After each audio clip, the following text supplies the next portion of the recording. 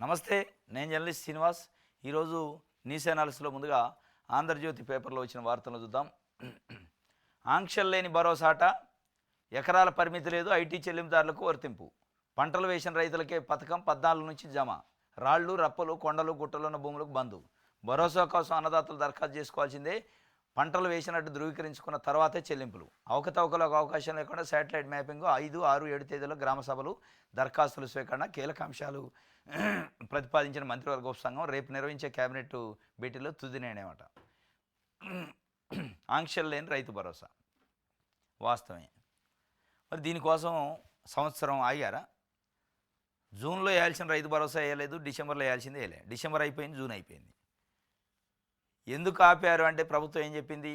పరిశీలిస్తున్నాం, ఆంక్షలు ఎట్ట పెట్టాలి, సీలింగ్ పెట్టాలి, 7 ఎకరాల 10 ఎకరాలకో పెద్ద పెద్దవాళ్ళకి ఇవ్వకుండా రైతులు కానోళ్ళు, రియల్ ఎస్టేట్ వ్యాపారులు, ఫామ్ హౌజులు ఉన్నోళ్ళు, రాజకీయ నాయకులు, బడాబాబులకి కూడా దాంతోపాటు రాళ్ళు రప్పలు కొండలు, నేషనల్ హైవేసు, రోడ్లకి డొంకలకి కూడా కేసీఆర్ దుర్వినియోగం చేసిండు రైతు బంధున అన్నారు. వాస్తవం చేసిండు కొంత. దాన్ని తగ్గించడానికే మేము చేస్తున్నాం, అంటే సీలింగ్ పెడతాం, ఇంకోటి ఇది అని 1 ఇయర్ నుంచి వెయిట్ చేయించారు. క్యాబినెట్ సబ్ కమిటీ వేసింది. ఏం సాధించింది చివరి క్యాబినెట్ సబ్ కమిటీ? ఏం సాధించలే. సాధించింది ఏంటంటే జూను డిసెంబర్ 2 ఎగ్గొట్టే యంత్రాంగా సాధించింది. జూన్ నెలలో వేయాల్సిన రైతు భరోసా, డిసెంబర్లో వేయాల్సిన రైతు భరోసా, అది 7,500, ఇది 7,000, 15,000 ఎగనాం పెట్టే కార్యక్రమం చేసింది ఎకరానికి. చేసి ఎవరికి ఏం చేసింది? ఆంక్షలు లేని భరోసా. మరి దానికి ఇన్ని రోజులు ఇది కాగల? దానికి ఒక కమిటీ కథ ఇది అవసరం? కొండలు గుట్టలు రాళ్ళు రప్పలు అంటే అది వేరే విషయం, అది తెలుసుకోవచ్చు, అది పెద్ద సమస్య కాదు. శాటిలైట్ ద్వారాగా అన్నారు. శాటిలైట్ మరి సంవత్సరం నుంచి దొరకలేదు శాటిలైట్. ఇప్పుడు శాటిలైట్ మళ్ళీ ఇంకోటి ఒక మెలకేం పెడతారు? 5, 6, 7 తేదీల్లో గ్రామాలలో గ్రామ సభలు పెడతారట. రైతులు పోయి దరఖాస్తు ఎందుకు చేసుకోవాలి? దరఖాస్తు ఏంది? దాని వెనకున్న మతలబ్ ఏంది? కేసీఆర్ దరఖాస్తు లేకుండా ఇచ్చిండు కదా అకౌంట్లలో.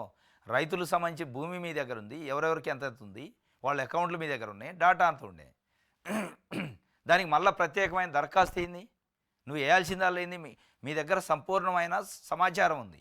మీరు తెలుసుకోవాల్సిన 2 విషయాలు: రాళ్ళు రప్పలు కొండలు గుట్టలు రోడ్లు వెంచర్లు ఏడున్నాయి, అది తెలుసుకొని కట్ చేయాలి. అంతే కదా మీరు తెలుసుకోవాలి. రెండోది ఏంది? పంట ఏం వేసారో తెలుసుకోవాలి. అది దానికి శాటిలైట్ అన్నారు. ఇక దీనికి దరఖాస్తు ఎందుకు? ఏంది అసలు? ఎడి తీసిపోతున్నారు? సంవత్సరం పాటు ఆఫ్ చేసి సీలింగ్ పెడతామని ఇలా ఆంక్షలు లేదన్నారు. ఏ ఆంక్షలు లేకుండా పాత పద్ధతిలోనే ఇస్తున్నారు. పాత పద్ధతిలో ఇస్తున్నప్పుడు మళ్ళీ దరఖాస్తులు ఎందుకు? అంటే పబ్లిసిటీ కోసమా? అంటే కాంగ్రెస్ పార్టీ 2,500 కల్పిస్తుంది, సంవత్సరానికి కలిపితే 5,000 కల్పిస్తుంది, ఎకరానికి ఎక్కువ ఇస్తుంది. దాన్ని పబ్లిసిటీ చేసుకోవాలంటే ఒక 3 రోజుల పాటు జనంలో ఒక చర్చ ఇది రావాలంటే ఆడ ఒక మాపు పోగయి రైతులందరూ అప్లికేషన్ కోసం వస్తారు కదా, చర్చించుకోవాలన్నా? దాంట్లో చర్చించడానికి ఏముంది? అంటే ఇది పబ్లిసిటీ స్టంట్ అన్నట్టు. ఒకటి పబ్లిసిటీ స్టంట్, ఇంకోటి ఎగనాం పెట్టే స్టంట్ కూడా ఉంది దీంట్లో. అర్థం చేసుకోవాలి. దీంట్లో ఏంది ఎగనాం పెట్టేదంటే, ఇప్పుడు దరఖాస్తు చేస్తారు అందరూ. రైతు రుణమాఫీ లెక్కన ఇది కథ. ఇది అందరు దరఖాస్తు చేశాక ఏం చేస్తారంటే దీంట్లో ఒక మెలక పెడతాను. మీరు దరఖాస్తు చేసిన తర్వాత పంటలు వేసినట్టు ధృవీకరించుకున్న తర్వాతనే చెల్లింపులు. ఇగో ఈ పాయింట్ పెడతారు. ఇక మీరైతే దరఖాస్తు చేశారు, మేము ధృవీకరించుకోవాలి, ఎంక్వైరీ చేయాలి, నువ్వు పంట వేసిన వాళ్ళు ఏషియాకి ఇస్తాను అంటాడు. ఇక దానికోసం ఎంక్వైరీకి 4 నెలల 5 నెలల డేకి ఇస్తూ ఉంటారు. వాళ్ళకి ఖజానాలో డబ్బులు పడ్డప్పుడల్లా ఇది వదులుతుంటారు. ఇక దానికోసం మరి అది ఆ ఏడుపేద డైరెక్ట్ ఇస్తాయి. డబ్బులు లేవు మా దగ్గర, విడతల వారికి ఇస్తామంటే అయిపోయి ఎకరం వాళ్ళకి ఫస్ట్ ఒక 4 2 ఎకరాల వాళ్ళకి అట్లా ఇస్తేపాయి. ఇక దీనికోసం మళ్ళీ రైతులందరినీ ఒక దగ్గర కూర్చోబెట్టి వాళ్ళ జిరాక్స్ ఖర్చులు, పాస్బుక్లు పట్టుకొని రావటం, ఎక్కడెక్కడ ఉన్నోళ్ళు పనులలో చేసుకుంటే వాళ్ళు అందరిని తీసుకొచ్చి ఆడ కుప్పేయటం, దానికోసం చర్చలు.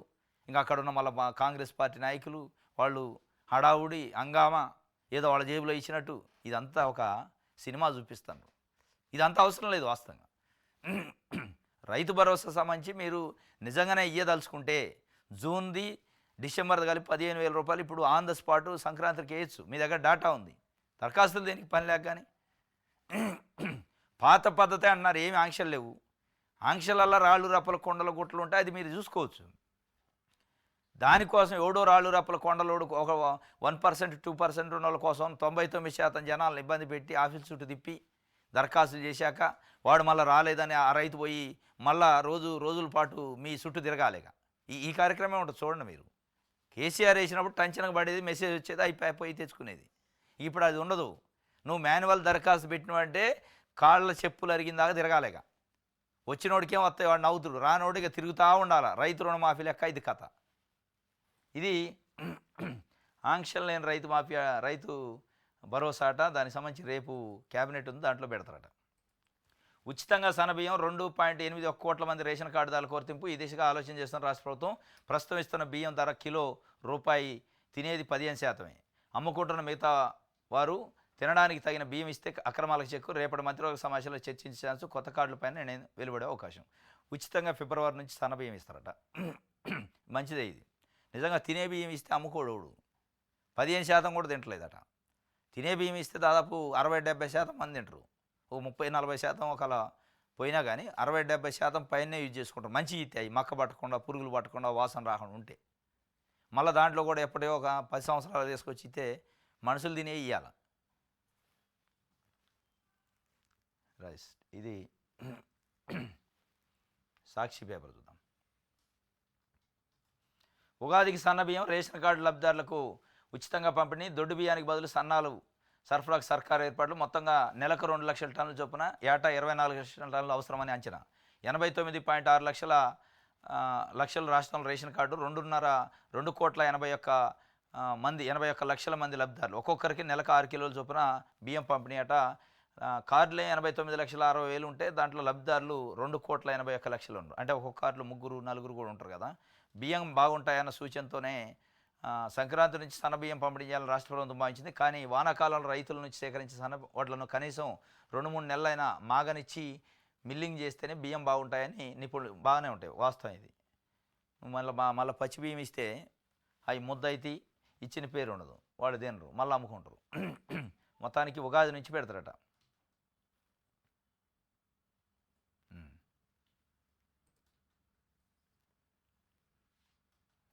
రైట్, ఇది సాక్షికి సంబంధించి. నవతెలంగాణ చూద్దాం. షరతులతో భరోసా, పంటల సాగుపై సొంత పూచీకత్తు. ప్రతి సీజన్కు self declaration, satellite imaging, remote sensing డేటాతో నిర్ధారణ. రేపటి క్యాబినెట్లో ఆమోదం పొందే అవకాశం. సర్కారు తీరుపై భిన్నాభిప్రాయాలు. మీరు శాటిలైట్ తీస్తుంటారు, satellite image, remote sensing data వస్తుండే, మళ్ళీ రైతులు సెల్ఫ్ డిక్లరేషన్ ఏంది అసలు? దీంట్లో ఏంది మతలబు? పబ్లిసిటీయా, లేకపోతే కోతేసే కార్యక్రమం, లేకపోతే డిక్లరేషన్లో మతలబులన్నీ అటు ఇటు తప్పులు పడితే మళ్ళీ కొంతమందికి ఆపొచ్చనే. అందుకే ఆంక్షలతో, షరతులతో కూడిన భరోసానే అనాలి ఇది. ఎందుకంటే వాళ్ళ దగ్గర డేటానే ఉంది, ఆ డేటాతోని డబ్బులు వేయచ్చు డైరెక్ట్. కానీ వేయట్లే.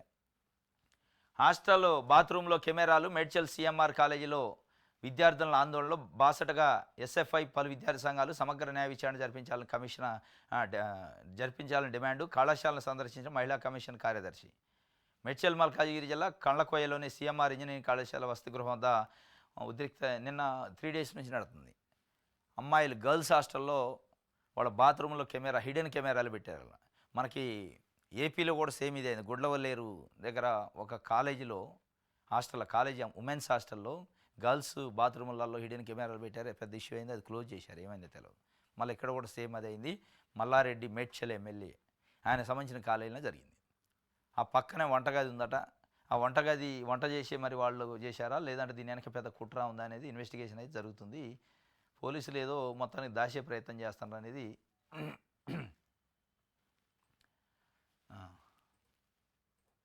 నమస్తే తెలంగాణ చూద్దాం. నేడు బీసీల రణబైరాట. ఎమ్మెల్సీ కవిత నేతృత్వంలో బీసీ మహాసభ. 42% రిజర్వేషన్ లక్ష్యంగా ఇందిరా పార్క్ వద్ద సభ. రోజంతా ఉత్కంఠ తర్వాత అనుమతించిన పోలీసులు. విద్యార్థి జేఏసీ, అంబేద్కర్ యువజన సంఘాల మద్దతు. సర్పంచ్ సంఘం, పలు బీసీ సంస్థల సంఘీభావం. కామారెడ్డి డిక్లరేషన్ అమలు చేయాల్సిందని కవిత చెబుతుంది. నేడు బీసీల రణబైరుంది ఇందిరా పార్క్ దగ్గర. మొత్తానికి కవిత యాక్టివ్ అయ్యారు. బీసీల కార్డు ఉపయోగిస్తున్నారు, యాక్టివ్ అయింది. పొలిటికల్గా ఒక 6-7 నెలలు స్తబ్దుగా ఉన్నారు. ఇప్పుడు యాక్టివ్లో కూడా బీసీలను ఆడుకుంటున్నారు. వాస్తవంగా బీసీ లీడర్లు హ్యాండిల్ చేయాల్సింది ఆమె హ్యాండిల్ చేస్తుంది. బీసీలకి కామారెడ్డి డిక్లరేషన్ అమలు చేయాలి, 42% స్థానిక సంస్థల్లో రిజర్వేషన్లు ఇవ్వాలని. ఎందుకంటే కాంగ్రెస్ పార్టీ ఆ దిశగానే అడుగులేస్తుంది. డెడికేటెడ్ కమిషన్ వేసింది, బీసీ సమగ్ర కులగాండ చేసింది. కాబట్టి అయ్యేదానికి మరి ఉద్యమం చేస్తుందా ఏం తెలియదు. కానీ ఏమో కొత్తగా డిమాండ్ చేసినట్టు, ఏమే సాధించినట్టు ఒకటి చెప్పాలనే ప్రయత్నం కవిత గారు చేస్తారు. మొత్తానికి ఇవాళ ఇందిరా పార్కులో బీసీ సంఘాలు, మహిళా సంఘాలు, యువజన సంఘాలు, అంబేద్కర్ సంఘాలు, ఇట్లా అన్ని సంఘాలతోని బీసీల రణబేరు పెడతారు. ఆ రణబేరులో ప్రభుత్వానికి డిమాండ్లు కొని పెడతారట. ఇది ఒక వార్త. దరఖాస్తు చేస్తేనే భరోసా, 6 ఏళ్లుగా లేనిది ఇప్పుడెందుకు? రైతు భరోసా దరఖాస్తుల సర్కారు తీరుపై అనుమానాలు. అన్నదాతలను దోషులుగా తెలిసి చివరికి కోతలు పెట్టేందుకు ఈ నిర్ణయమా? ఎంత భూమిలో ఏ పంట వేశారు రైతుల వారికి వివరాలు మీ దగ్గర ఉన్నాగా? ఎందుకంటే ఇదే కొర్రీలు పెట్టే కథ నడుస్తుంది. 6 ఏళ్లుగా లేనిది ఇప్పుడు ఎందుకంటే ఇప్పుడు మరి వాళ్ళ ఉద్దేశం ఏందనేది బయటపడుతుంది.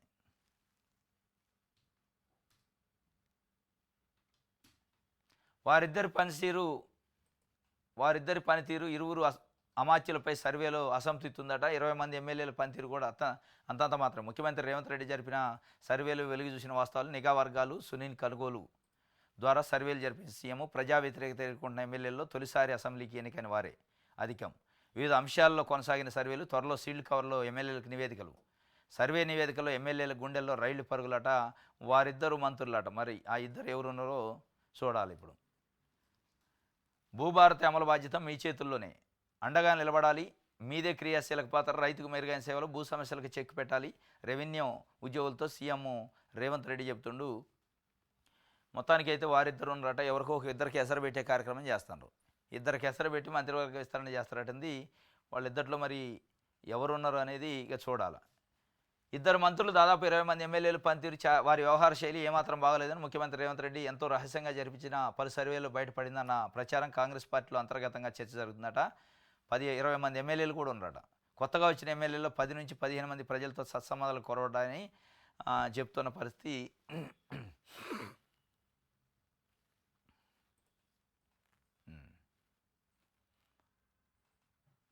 రైట్.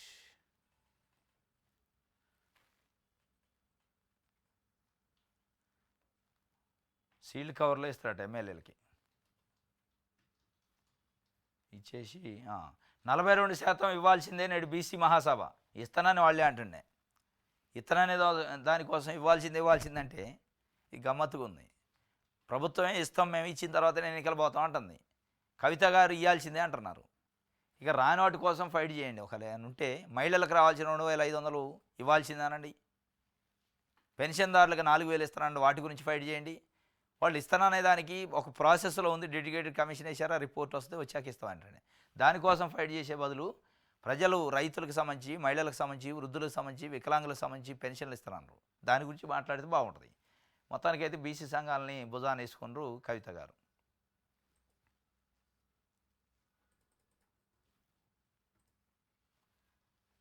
వెలుగు పేపర్ చూద్దాం.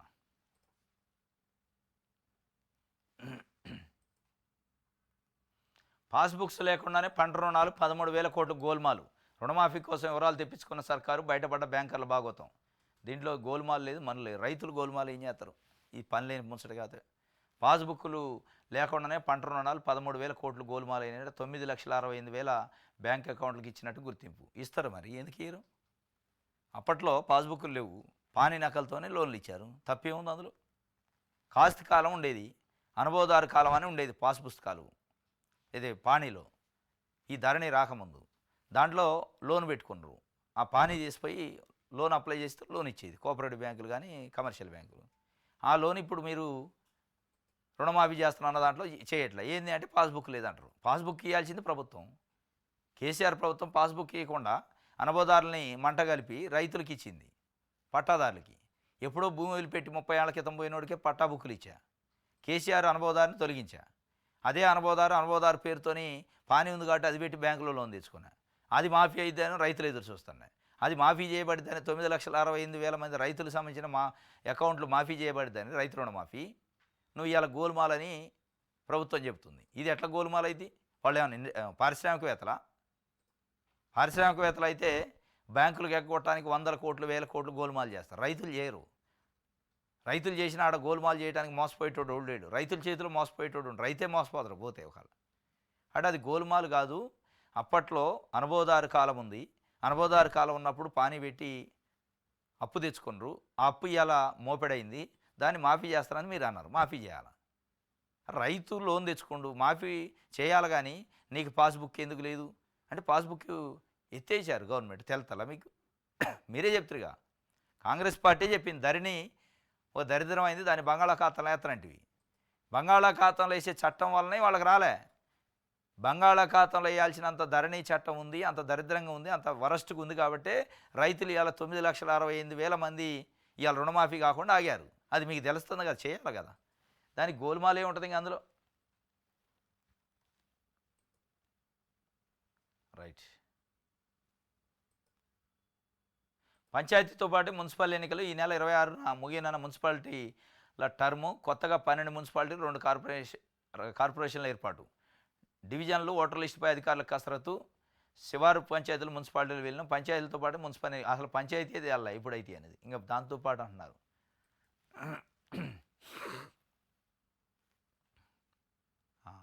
రైతు భరోసాకు 5 నుంచి అప్లికేషన్లు. ఈ అప్లికేషన్ దండగా దీంట్లో ఒక టేబుల్ ఇచ్చారు. అంటే పరిమితి లేకుండా ఇస్తాం, ఇన్కమ్ ట్యాక్స్ పే చేసేటోళ్ళకి ఎడతాం, పాత పాత్రలు అనరు. మరి అప్లికేషన్ అవసరం లేదు, వాస్తవంగా డేటా వాళ్ళ కాడ ఉంది. అయినప్పటికీ ఇగో పరిమితి, అసలు ఏ పరిమితి లేకుండా అయితే 69 లక్షల మంది రైతులు గతంలో కేసీఆర్ ఇచ్చినప్పుడు. విస్తీర్ణం 1,52,00,000 ఎకరాలు. సర్కారు చెల్లించాల్సిన రూపాయలు 7,624 కోట్లు. కేసీఆర్ ఇచ్చిన 5,000 చొప్పున అయితే ఇప్పుడు 10 ఎకరాలకు ఒక పరిమితి పెడితే 68 లక్షలకు వద్ది, 1 లక్ష తగ్గిద్ది అంతే. అసలు మొత్తం పూర్తిగా ఏ ఆంక్షలు లేకుండా ఇస్తేనే 69 లక్షల రైతులు. ఆంక్షలు పెడితే 1 లక్ష తగ్గుతున్నారు 10 ఎకరాలకు పెడితే లిమిటు. 1,00,000 మంది రైతులు తగ్గుతున్నారు. ఎకరాలలో 1,39,00,000, 10,425 కోట్లు పడతాయి. 7,500 చొప్పున ఇస్తే 7 ఎకరాల లిమిట్ పెడితే 66 లక్షల మంది రైతులకి ఇవ్వాల్సి వస్తే 1,20,00,000 మందికి 9,000 కోట్లు అవసరం అయింది. ఒకవేళ 5 ఎకరాల లిమిట్ పెడితే 62,34,000 మంది రైతులకి ఇవ్వాల్సి వస్తే 1,03,00,000, ఇక్కడ 7,725 కోట్ల రూపాయలు అవసరం అయితే సాగు లేని భూములు తీసేస్తే ఈ మొత్తం కొంత తగ్గే అవకాశం ఉంది. మొత్తానికైతే ఈ కొండలు, ఈ రాళ్ళు రప్పలు రోడ్లకి వీటిని కూడా తీసేస్తే ఇప్పుడు కేసీఆర్ ఇచ్చిన 7,624 కోట్లకే వస్తుంది కథ. 7,725 కోట్లు. దీంట్లో ఆ రాళ్ళు రప్పలే తీసేస్తే 7,000 కోట్లు, 7,500 కోట్లకే చిల్లరగా వస్తుంది. అంటే కేసీఆర్ ఏదైతే 5,000 రూపాయలు ఇస్తే ఎంత అమౌంట్ వచ్చిందో ఇవాళ 7,500 ఇచ్చినా అదే అమౌంట్ అవుతుంది. కోత వేస్తాను కోత. కాబట్టి ఈ టేబుల్ ఇచ్చారు. 69 లక్షల నుంచి 62 లక్షల మధ్యలో ఊగిసలాట ఉంది. 5 ఎకరాల నుంచి లిమిట్ లేకపోతే 5 ఎకరాలకి ఇస్తే 62 లక్షల మంది రైతులకి, ఒక లిమిట్ అన్లిమిటెడ్కి ఇస్తే 69 లక్షలు. జస్ట్ ఎంత ఒక 7 లక్షలు మంది రైతులే తేడా వస్తుంది. ఎకరాల లెక్క చూస్తే ఒక 50 లక్షల ఎకరాలు తేడా వస్తుంది లిమిట్కి, లిమిట్ లేని దానికి. మొత్తానికి కొండలు గుట్టలు రప్పలు తీసేస్తే ఆ 50 లక్షల మంది కూడా తీసేస్తే కేసీఆర్ ఇచ్చిన లెక్కకే వద్ద కథ. ఇది వెలుగుకు సంబంధించి ఆంధ్రజ్యోతి చూసినాం కదా.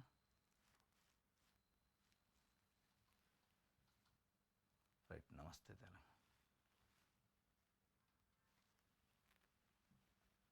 రైట్. దిశ పేపర్ 13 నెలలుగా ఫామ్ హౌస్లోనే ఓడిపోతే రెస్ట్ తీసుకుంటానన్న నాటి మాటను నిజం చేస్తున్న కేసీఆర్.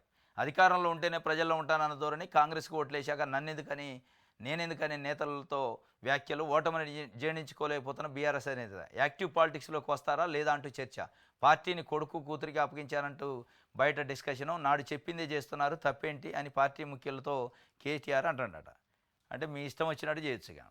13 నెలలుగా ఫామ్ హౌస్లో నుండి ఏంటంటే అయ్యాలనే చెప్పిండుగా రెస్ట్ తీసుకుంటా అని. అందుకే జనం రెస్ట్ ఇచ్చారు. అంటే రెస్ట్ తీసుకోవని ఇలా యాక్టివ్ పాలిటిక్స్లో ఉండి ప్రతిపక్ష పాత్ర పోషించి ప్రజల గొంతుకై ప్రభుత్వం మీద ఒత్తిడిదే అన్నారు.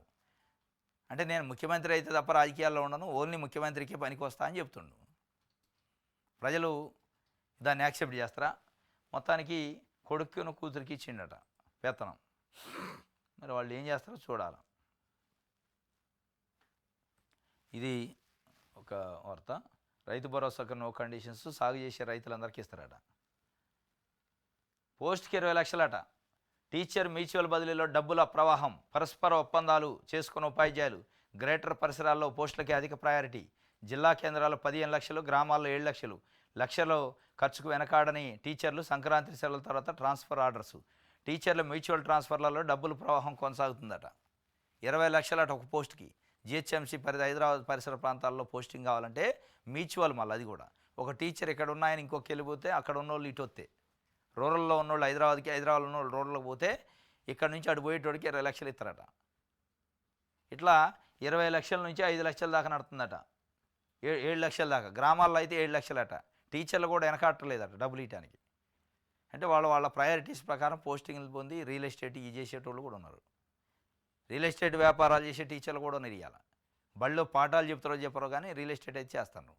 మొత్తానికైతే డబ్బులు ప్రవాహం కొమ్మరెత్తనరట. 20 లక్షల పోస్టుకు బలుకుతుందట టీచర్ల బదిలీలో. సంక్రాంతి తర్వాత బదిలీలు ఉంటాయట. ఇది దిశకు సంబంధించి.